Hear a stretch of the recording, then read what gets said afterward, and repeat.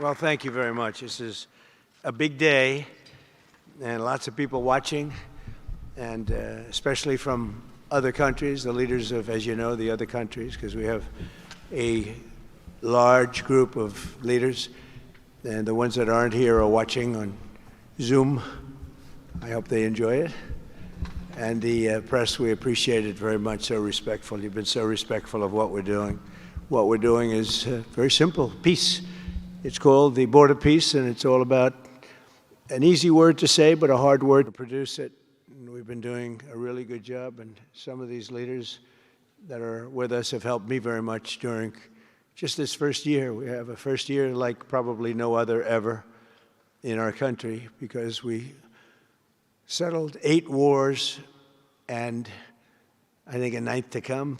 It's turned out to be a tougher one. I thought that was going to be the easiest one. But with war, you never know what's easy and what's not so easy. But we've had a great relationship, and I've become friendly with so many of the people. And I appreciate you being here. These are great people. These are great leaders.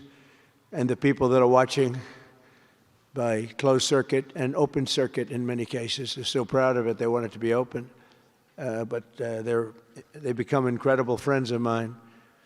And, you know, we rebuilt our country in my first term, and now we're at a point that the United States has never seen before. We broke 50,000 on the Dow. They said that would take 4 years. We broke 7,000 on the S&P. They said you couldn't do that within 4 years. It would be impossible. And when I came in, they were all saying, if you could get to anywhere close to 40, 45,000, it would be amazing achievement over 4 years. Well, we hit 50,000 in the first year, and we hit 7,000, which was actually tougher to do, according to the Wall Street geniuses. We hit 7,000 in the first year. They said it could take 4 or 5 years. They'd be very happy. It would have been a great job. We did it in 1. But we're doing a great job. Board of Peace is one of the most important and consequential things I think that I'll be involved in. We've been involved in a lot, and really I've been involved in a lot with the people up here. We work together on ending wars with their country. Some of the wars were 32 years long, 32, 34, and a 37. That's a long time, and we ended it in about 2 days, each one of those. But we have some other work to do, and we're getting it done. Gaza is very complex. It's been amazing. I want to thank Steve and Jared for an amazing job. Marco's over there watching. Everybody's fantastic. And JD, what a job. They were all doing. It's a team. I think it's the best team ever assembled. And you see that by the results. So today is a tremendous honor to welcome you all to the United States Institute of Peace for the inaugural meeting of the Board of Peace. Very important. I believe it's the most consequential board, certainly in terms of power and in terms of prestige. There's never been anything close, because these are the greatest world leaders. Almost everybody's accepted, and the ones that haven't will be. Some are playing a little cute. It doesn't work. You can't play cute with me. But they're playing a little bit. But they're all joining. Everybody, most of them very immediately. A few that we really don't want because they're trouble. Take care of them. But this is the most prestigious board ever put together. You know, I've seen some great corporate boards. I've seen some great boards, period. It's peanuts compared to this board, because we have virtually everyone is the head of a country other than Johnny, but he's the head of soccer, so that's not so bad, right, Johnny? I like your job the best, I think. And by the way, your World Cup has set every single ticket record in the history of soccer. In the history, nobody's ever seen anything like it. The sales are virtually complete. Nobody's ever seen anything, so congratulations. You made a good decision. We did it together. Thank you, Johnny. Great guy. So I want to thank the many leaders and dignitaries who have traveled great distances and lengths for the important gathering that we're at right now. This building was built for peace, and nobody knew what to name it. And then Marco named it after me. I had nothing to do with it. I swear I didn't. I swear, I had no idea. They said, there's a surprise coming. I didn't know that surprise. I thought they were going to give me a lot of money or something, maybe cash. Can always use some extra cash. But I came and they stopped the beautiful beast.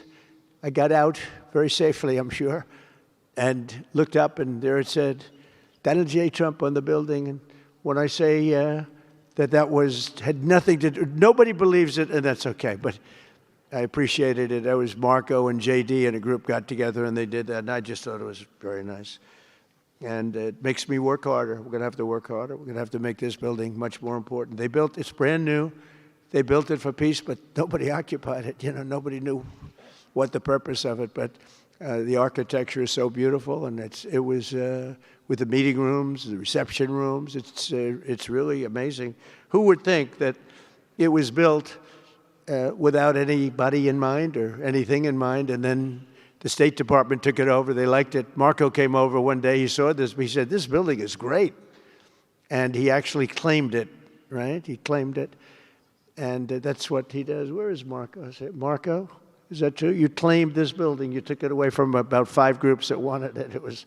That was done very quickly, very methodically. But it was really, really built so beautifully in such a beautiful building. But we worked together to ensure the brighter future for the people of Gaza, the Middle East, and the entire world. I think that the Board of Peace, because it's mostly leaders and unbelievably respected people, but mostly leaders of Middle Eastern countries, countries from all over the world, and they've been very generous with money also. And the United States, which I'll say in a moment, is also very generous with money. Because there's nothing more important than peace. And there's nothing less expensive than peace. You know, when you go to wars, it costs you 100 times what it costs to make peace.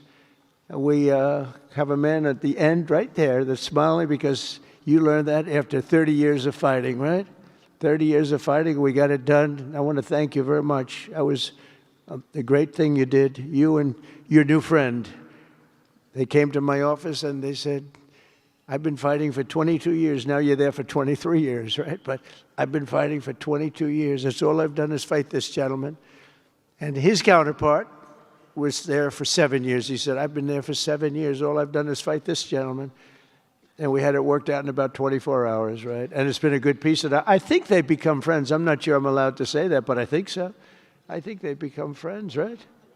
Right. Great. Stand up. Stand up. These are 2 tough cookies, too. You think that was easy? It wasn't easy. These are 2 tough people, good people, but tough people. But, you know, we're in the Oval Office, and we were getting near. But the one was at one side of the room. I have 2 chairs right in front of the desk, the beautiful, resolute desk. One's over here. One's on the other side of the room. I said, folks, could you get a little closer? Well, I don't know. They felt very uncomfortable. You know, they've been killing each other for 32 years. So I say, can you get a little closer? After 1 hour, they were right next to each other. We made a deal. They hugged, they signed, and we had peace with 2 very important countries, and I'll never forget it. So they started off a little weak, and they ended up really strong, and you can be very proud of yourselves. It was a beautiful thing to see. Thank you. Look at that. Do you believe it? 32 years. Thank you. Thank you very much. But we're honored to be joined today by Prime Minister Rama of Albania. President, where is President Milei? You're another one, I'll tell you. Where is President Milei? I endorsed him. I'm not supposed to be endorsing people, but I endorse, when I like people, you know, I've had a very good record of endorsing candidates within the United States. But now I endorse foreign leaders, including Viktor Orban, who's here, and others. And I endorse this gentleman, Milei. He was a little behind in the polls. He ended up winning in a landslide. I just endorsed the Prime Minister of Japan. She was in a tight race, but was probably going to win. And she won in the largest number in the history of Japan. So she likes me a lot. But it was an honor, and you're doing great. Oh, look, they're sitting right next to Victor. but ultimately, I think I'm going to end up endorsing. Hey, look, as long as it works, it's okay with me. But the endorsement seems to be working in foreign countries too, so that's good. But nice to have you both. Victor, nice to have you both. Very proud of you. The Prime Minister of another, really just a great guy, Pashinyan of Armenia. President Aliyev of Azerbaijan. I love saying that name now. You know, at the beginning it was giving me a hard time. Now I love saying it. It's a beautiful name. I love it. His Majesty King Hamad bin Isa Al Khalifa of Bahrain. Bahrain. Thank you. Thank you. Where are you? Where are you? He's so rich, he can sit there. He can sit wherever the hell he wants. You know, he could sit up in the corner. He could sit up top. He might take a piece of this building, Marco. He'll take 25% of the building for about $6 billion. Thank you. And you've been very generous also. We appreciate it. Prime Minister Hun Manet of Cambodia. Raise your hand wherever you may be.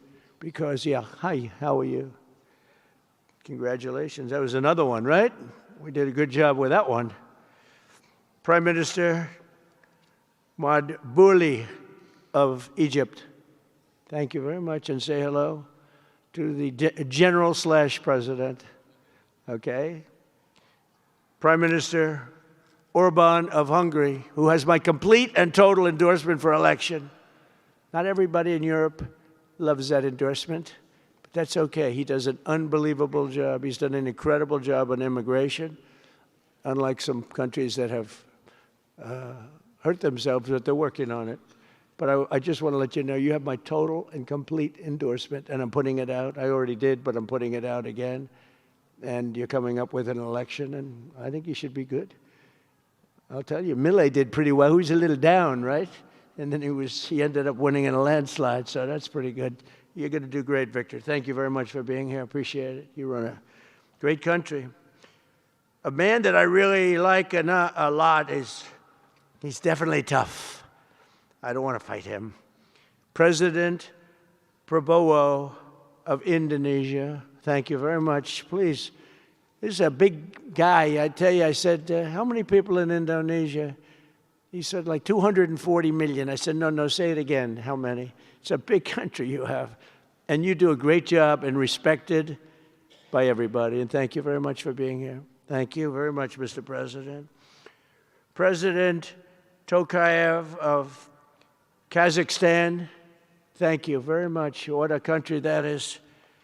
It's a wonderful country and a rich country, in case anybody has any question. We have some very rich people here today. President Osmani of Kosovo. President, thank you very much. Great job you're doing, too. Thank you very much. Prime Minister Sharif, I like this man, of Pakistan, because there was some fighting going on when I got to know him, and your Field Marshal, General, great General, great Field Marshal, a great guy. And I got to meet the Prime Minister. And he said in front of our Chief of Staff, Susie Wells, who's right here, he said, you know, nobody knows this, but I believe that President Trump saved 25 million lives when he stopped the war between us and India, right? You made that statement? I said 25 million lives? Could have been much more, actually. But it was really a beautiful thing. You said that in front of a group of people they walked out. They don't think about it, but you're talking about that kind of lives. That war was raging. Planes were being shot down, right? And it was Pakistan and India. And I got on the phone with both of them, and I knew them a little bit. I knew Prime Minister Modi very well, actually. But I got to know Pakistan through a little trade. They were trying to make too good a deal, and I got a little upset with them. And in the end, they got what they wanted, right? And they made a good deal. And I got to like them, the Prime Minister, the Field Marshal, who's a tough man, a tough, good fighter, right? Good, serious fighter. I like good fighters, actually. And when I heard that they were fighting, I picked up a certain newspaper. I won't tell you which one because it's fake news generally. But I picked up this newspaper and I saw that Pakistan and India were really going at it. And then it got worse and worse, and many planes were shot down. It was all out. And I called them and I said, listen, I'm not doing trade deals with you two guys if you don't settle this up. They said, no, that has both of them. They didn't want to do that. I said, no, it has to. If you don't do it, I'm not doing a trade deal. We're not doing a trade deal.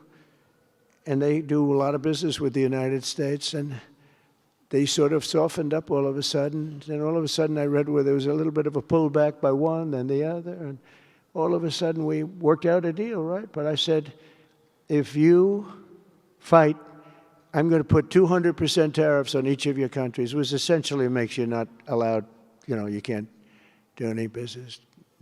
One of them, I won't say which one, said, no, can't do that. They both wanted to fight. But when it came to money, it's nothing like money. When it came to losing a lot of money, they said, I guess we don't want to fight. And we solved that deal in 2-3 days, right? And we did. We said, these are two very powerful nations, these are two nuclear nations. And I don't want to say what was going to happen, but, bad things happen.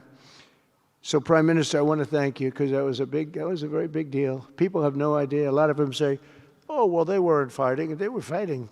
11 jets were shot down, very expensive jets. And they were all in. Both of them were all in, and now they're not. And I think we'll always be able to settle up with them. I really do. I think you're going to have, it's a lot of progress was made even in the relationship. And Prime Minister Modi also, he's a great man. He's a great guy. They're all great. But I was very proud of it. President Pena of Paraguay is here. President, thank you very much. Young, handsome guy. It's always nice to be young and handsome. Doesn't mean we have to like you. I don't like young, handsome men. Women, I like. Men, no, I don't have any interest. Good. That's right. Thank you very much. You're doing a great job, too. His Excellency Prime Minister Al Thani of Qatar, just a great man, a great man and highly respected. And he's working with a man who is amazing. I always say he needs a public relations agency because you do so much good and they have you down as evil. And you're not evil. You help us so much and you're such a good ally. And I just want people to know that. And the Emir is incredible, smart. As smart as you can be, a great leader. And he cares so much for the people. And he cares so much for the Middle East. So I want to thank you very much and send my regards. Your country has been a great help. So, surprising to some of the people writing out there, but now they'll start changing their tune because it's true. I only tell the truth.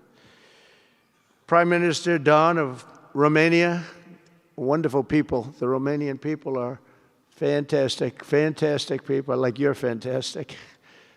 And a lot of them come and work in this country and help us in this country, as you know, and it's they are just really solid people.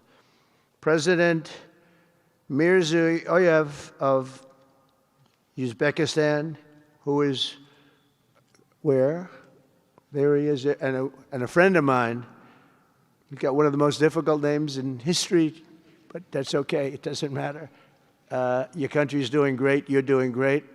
And just no problems. Every time I see him, nope, we're doing good. No problems.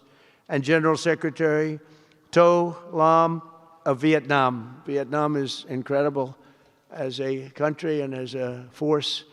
And it's an honor to have you.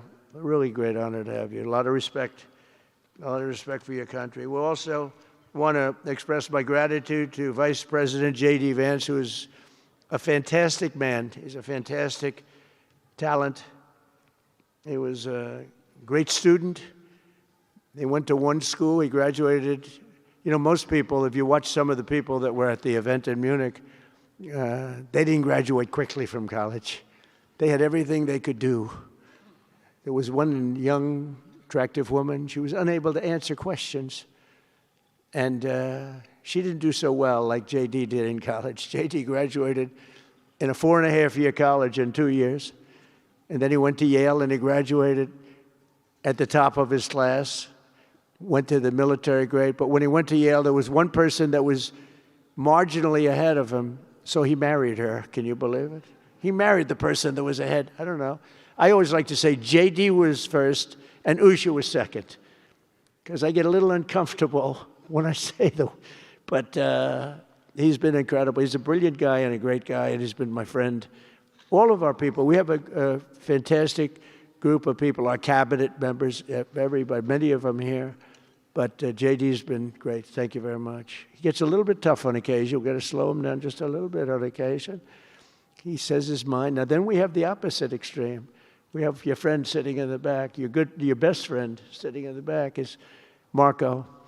Marco does it with a velvet glove, but it's a kill, right? The result is the same. They do it very differently. And Marco, you really did yourself proud 2 days ago in Munich. In fact, so proud that I almost terminated his employ because they were saying, why can't Trump do this? I do, but I say it differently.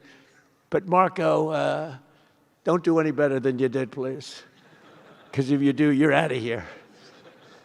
But no, I want my guys to do great. And the acclaim he's gotten and the acclaim J.D. gets is great. We have smart people. And when you see the representatives there, like Gavin Newsom, he didn't know what he was doing. They didn't even know why. He didn't know why he was there. Or AOC, she was unable to answer a simple question. And she could have said, well, I'm studying it, and I'll report back to you next week. You know, you can get away with that. But she just went, it's actually, I think it could be a career-ending answer, because for 25 years, anybody running against her, I think Susie is going to use that little piece of stuff. It was not good. It was not good. That was not a natural. So I want to thank J.D. I want to thank Secretary of State Marco Rubio. They're extraordinary. I want to thank Special Envoy for Peace, Steve Witkoff, who has been unbelievable. You know, I took Steve because I was a developer in New York, really successful, actually much more successful than Steve, but I don't want to say that. I'm not going to say that, Johnny. I refuse to say it. But I saw something in Steve. Steve's a great negotiator. Everybody loved him. All these developers, and they're tough. You know, New York developers tend to be on the tough side. And, you know, most of them hate each other. Like a lot of the people in this room hate each other. You know, it's sort of natural, I guess. But we're bringing love back into the room like the old days. But everybody loves Steve. Every developer, the worst, most evil people, horrible human beings, actually. And they love Steve. So I remember this, and we had some conflicts, to put it mildly, in the world. And I said, Steve, how would you like to be Henry Kissinger Jr. that doesn't leak? And he said, are you a leaker, Steve? No. He didn't even know what the word meant, and it's true. I always say Henry Kissinger, who was one of the great leakers of all time, by the way, Richard Nixon said to him, Henry, who's leaking all this stuff? I don't know, Mr. President. It was Henry. It was like, these are little stories I like telling you. But Steve has been unbelievable. Everybody likes him. Ukraine loves him. Europe loves him. Russia loves him. I mean, there's nothing wrong with this. He goes to see President Putin. Didn't know Putin. I set him up a meeting to see. I said, how's Steve doing? Sir, he's still inside. Oh, that was an hour.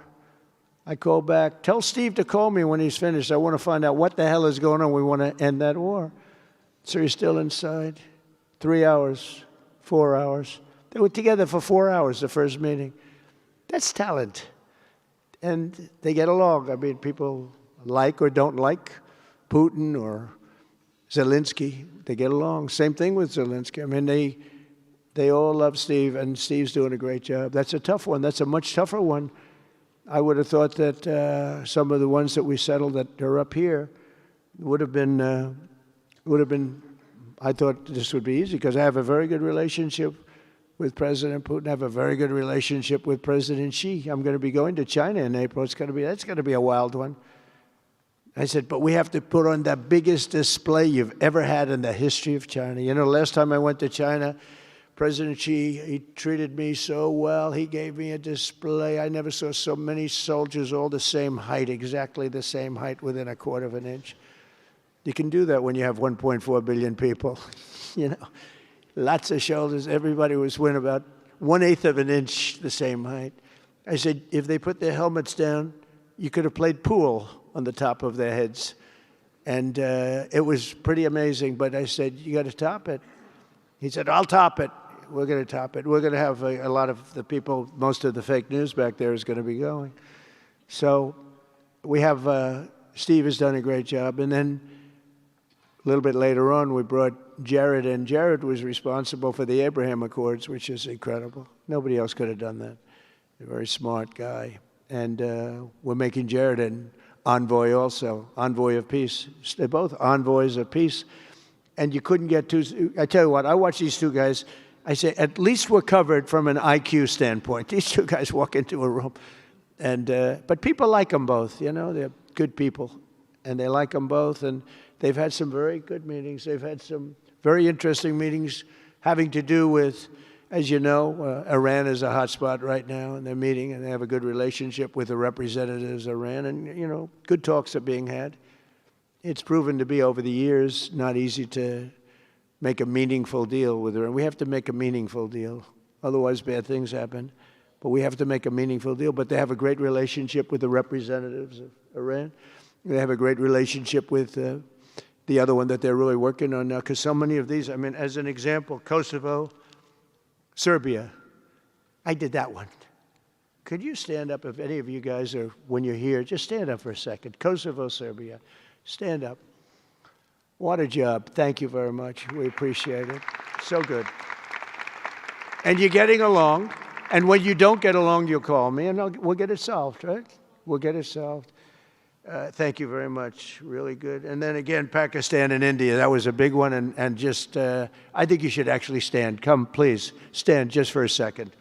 Pakistan and India, thank you very much. And I spoke to Prime Minister Modi. He's excited. He's watching us right now. Egypt and Ethiopia. We're going to get that. You know, there's a little dam that got built. Little dam, like maybe the largest dam in the world. Built and financed, of course, by the United States brilliantly. And having a little trouble getting water to the Nile. That's a tough situation, but we're going to get that solved. Armenia and Azerbaijan, we talked about, and again, thank you, fellas, very much. Great job. Great job. Thank you.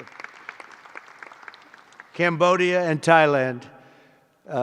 So incredible what you did, that you got together and it all worked out. They're watching right now on closed circuit. Thank you very much, and thank you. That was a big one, Cambodia and Thailand. These are nasty fighters, I have to tell you. These fighters are nasty. Now we talk about, you talk nasty fighter, you're nice guys compared to this. Congo and Rwanda. That was, and we've got them pretty peaceful. There's little flare-ups every once in a while. I'll get a call once a week. Sir, there's a flare-up in the Congo again. We'll get it straightened out, right, Susie? We'll get it straightened out. And Israel, as you know, with you could say Israel and numerous countries if you want to really know the truth, but Israel and Iran, and we'll see where that goes.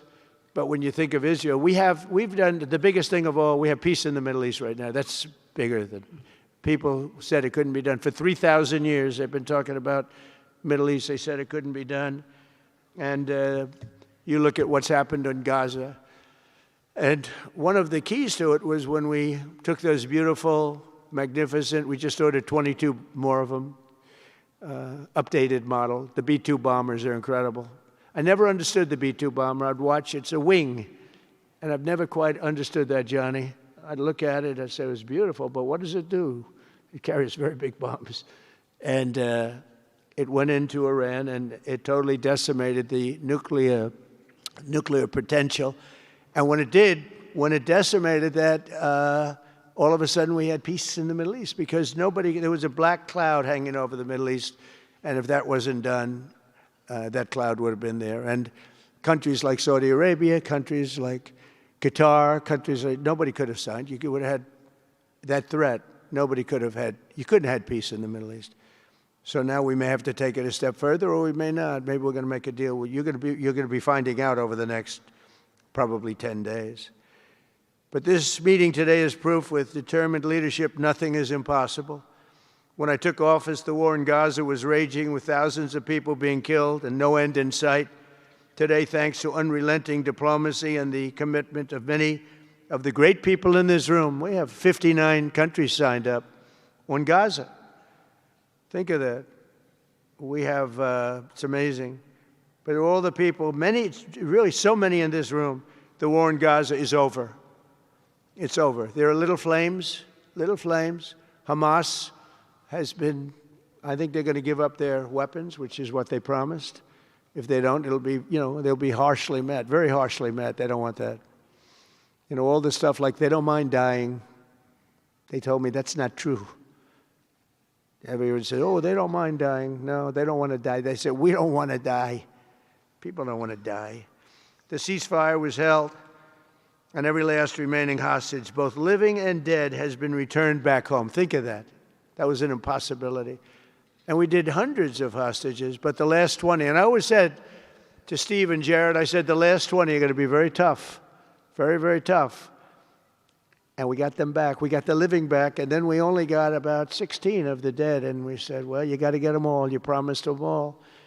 And they dug and dug and dug. You can imagine it's a job that's brutal. And Hamas really did a lot of that work. And you got to give them credit for that. They brought the last one home a week ago, and we got all 28 of them, living and dead. The amazing thing, because I've never seen anything quite like it, the parents of the dead, they knew their boy was dead. This case, boys, all boys, men, but to the parents' boys. They knew their boy was dead. They wanted that dead body as much as if he were alive. And when they got them back, there was great sadness, but there was great joy, too. They wanted it as much as the people that got their sons back alive. But we got a lot of people before those 20, Steve, what nobody talks about. But, hundreds of people. We did a good job, and you guys did a fantastic job. I want to thank every nation that helped us achieve this monumental breakthrough, saving countless lives, and really bringing peace and bringing the concept of peace, because nobody thought peace in the Middle East. I've always heard peace in the Middle East is impossible, and it's turned out not to be. And we do have some work to do with Iran. They can't have a nuclear weapon. It's very simple. You can't have peace in the Middle East if they have a nuclear weapon. And they can't have a nuclear weapon, and they've been told that very strongly. Since the hard-won ceasefire of last October, the United States and our partners have facilitated the delivery of vast amounts of humanitarian aid, numbers that nobody's ever seen before. In November, the United Nations Security Council unanimously approved the Board of Peace. And last month in Davos, we welcomed over 24 members to this very important new organization. And we are very closely working with the United Nations. In fact, I'm going to speak to the Secretary General in a little while. He's a good man. And I've had a good relationship. Other than in my last speech, they did turn off my teleprompter. I got up there. My teleprompter didn't work. I'm sitting in front of all of you people and more. I had no teleprompter. I knew I was in trouble because I'm walking up. The teleprompters are over here. I had the most beautiful speech ready. I was all set to knock them dead. First, I had an escalator that stopped. You know that. It's going up. Boom. It's lucky my movie star first lady was in front of me, because I put my hand on a certain part of her body, and I was able to stop my fall. Otherwise, because she had no trouble. I said, boy, that was a very sharp stop, Johnny. So I said, that was strange. I've been on a lot of escalators. It's never happened before. Usually it stops very slowly. This was just boom. But our First Lady was right in the proper location for me. I'm waving to people, and she was holding on a little tighter. She knew what was happening. She did. She said, that's a very successful movie out right now, like #1. Can you believe this? and she's a big movie star. And I always say it's trouble because I always say there's not room in one family for 2 stars. I told her that. We can't have 2 stars in one family. So I don't know what that means, but it's not good. But it is good because we're proud of her. She did people in the United States love the First Lady, and she did the movie, and it's become the biggest selling documentary in 20 years. Can you believe? The theaters are all packed. Women especially, they go back and they see it 2 or 3 times, 4 times. But together we're committed to achieving a Gaza that is properly governed throughout. The whole area is going to be, so many countries that have really nothing to do with the Middle East, but they may be somewhat close by. They're all involved. They want to go in and fight. They tell me all the time, we'd like to send soldiers to fight if it's necessary. And I don't think it's going to be necessary. We have 2 countries that want to go in and do a number on Hamas. I said, I really don't think I hope it's not going to be necessary, because they made a promise, and they promised me, get rid of their weapons. Looks like they're going to be doing that, but we'll have to find out. But it's no longer a hotbed of radicalism and terror.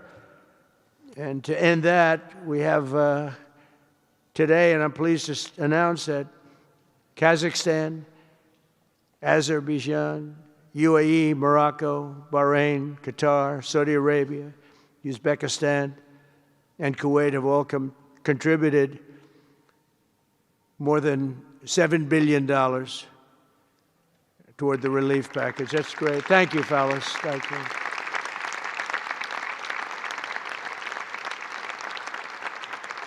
And many more are contributing too. So the numbers are, this just started. This is our first meeting. But every dollar spent is an investment in stability and the hope of new and harmonious. It's a region that's so important, it's so vibrant, it's so incredible. The people are so incredible, but we want to have a harmonious Middle East. The Middle East is amazing. So many friends in the Middle East, they're so smart. Sometimes they're too energetic. That's a lot of people aren't energetic. Sometimes they're a little bit too energetic. These are great people. The world is now waiting on Hamas, and that's taking place, and it's the only thing that's right now standing in the way. We have Lebanon with certain things that we're working on that are very important. We have to solve the problem of Lebanon, but it's relatively small in terms of what's been done. And again, the key was getting rid of the nuclear potential, because Iran would have had a nuclear weapon based on everything we found out since within 1 month. We can't let that happen. So many of our friends in Europe are attending today, and we're eager to have them become full members. They all want to become full members, and we've had a great response from Europe. And Europe is, it's where I come from, where so many people come from that are in the United States. But we have a great relationship with Europe. We have a great head of NATO. He is a fantastic man, and he's doing a great job, really great job. I'm excited to announce that Norway has agreed to host an event bringing together the Board of Peace. Oh, I thought when I saw this note, I'm excited to announce that Norway, I thought they were going to say that they're giving me the Nobel Prize. Oh, this is less exciting. Oh, it says, I'm excited to announce that Norway, and I'm saying, oh, great, I'm getting the Nobel Prize, finally. Finally, they got it right. But I don't care. I don't care about Nobel Prize. I care about saving lives, just so you understand. We play and we all, do what we have to do. I only have one thing. I don't want to see people killed from parts of the world that are very far away from the United States. And if I have an ability to turn off wars, I want to use that ability, because it's people, millions of people. It's like the Prime Minister said, 25 million people maybe. And that's a small number compared to what it could have been if you really think about it, right? No, I want to save lives, and I don't care about prizes. And the UN Office for Coordination of Humanitarian Assistance is raising $2 billion for the support of Gaza. Additionally, Japan has just committed to host an aid fundraiser, which will be a very big one. It's already successful. We know some of the numbers that are being talked about, which will be attended by other nations in the region, including South Korea, the Philippines, Singapore, and others. And I know that China is going to be involved, and I think Russia is going to be involved. I think they will be. I want to have everybody, get all sides, because it doesn't help when you have all sides with one ideology. You have to have everybody together for this.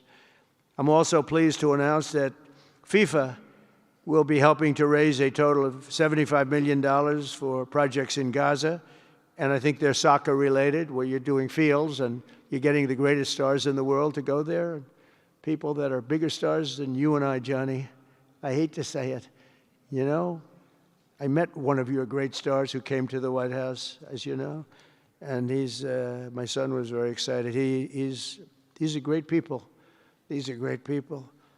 And Johnny's going to bring the stars to the area. And they're really known. People in Gaza know every one of them, right? You know? So it's really something. And we'll soon be detailing the announcement. And if I can I'll get over there with you. I want to thank Johnny and FIFA for all of the wonderful things they did and are doing. They gave me their first Peace Prize. They gave me a Peace Prize. I think they saw that I got screwed by Norway, and they said, let's give him a Peace Prize. I mean, very good. Thank you, Johnny. I appreciate it. Johnny's very smart. He's very, very smart. The nations represented here today, just in closing, are not just contributing money. Some are also pledging personnel to help preserve the ceasefire and secure a very enduring peace. We have to have enduring peace. Having peace, knowing it's going to blow up in 2 weeks, doesn't mean anything. In particular, Indonesia, thank you very much. Indonesia. It's a great country. Thank you very much. Look at that man. Look how tough he is. You think it's easy dealing with him? Look at that face. You are a tough cookie. And we say it lovingly, too. We need strength. You say, see, he doesn't mind. He's tough and he's smart. And smart is more important. Morocco, thank you very much. Great. What you're doing is great. Albania, Kosovo, Kazakhstan have all committed troops and police to stabilize Gaza. Egypt and Jordan are likewise providing very, very substantial help, troops, training, and support for a very trustworthy Palestinian police force. We think we're getting some very good people on that police force. And, you know, it's peace in the Middle East. We have peace in the Middle East. Think of it. For years you've been hearing about peace in the Middle East, and everybody's saying it's impossible. All of these countries are working together around the vision of a Middle East that is free from the curse of extremism and terror. And now is time. And by the way, even people with extremism and preaching extremism, they're exhausted. They're tired. It's been going on for too many years. I don't care who you are. They're tired. They want peace. And now is the time for Iran to join us on a path that will complete what we're doing. And if they join us, that'll be great. If they don't join us, that'll be great too. But it'll be a very different path. They cannot continue to threaten the stability of the entire region, and they must make a deal. Or if that doesn't happen, I maybe can understand. If it doesn't happen, it doesn't happen. But bad things will happen if it doesn't. With the commitments announced today, the Board of Peace is proving that it does not just convene countries. It devises and implements, and real solutions happen. We've come up with solutions. This is so little talk. This is very little talk, all action. First time. It was always talk in the Middle East. People would talk about peace in the Middle East, and then they'd go home and they'd never even think about it again. Nothing would happen. We're providing a model for how responsible sovereign nations can cooperate to take responsibility for confronting problems in their own regions. The Board of Peace is showing how a better future can be built, starting right here in this room. And I want to let you know that the United States is going to make a contribution of $10 billion to the Board of Peace. Thank you.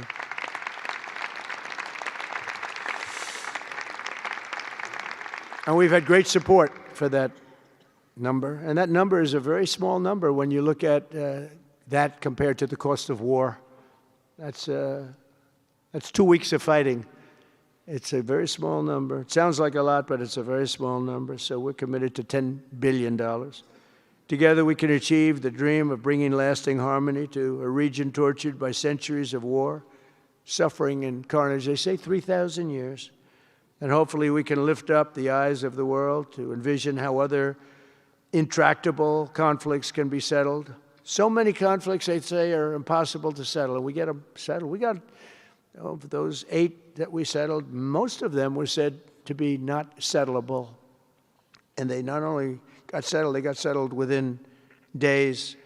More impossible problems can be solved as we go along this very beautiful path. I think it's a beautiful path. I think it's such an important day. Even the weather's beautiful. We walk in, it's beautiful. Everything's beautiful. But the ancient wounds can be healed, and they are indeed ancient. This has been going on for so many centuries that our entire planet will be a better, safer, more beautiful, and more peaceful place for us all. We're going to be working with the United Nations very closely. We're going to bring them back. I think the United Nations has great potential, really great potential.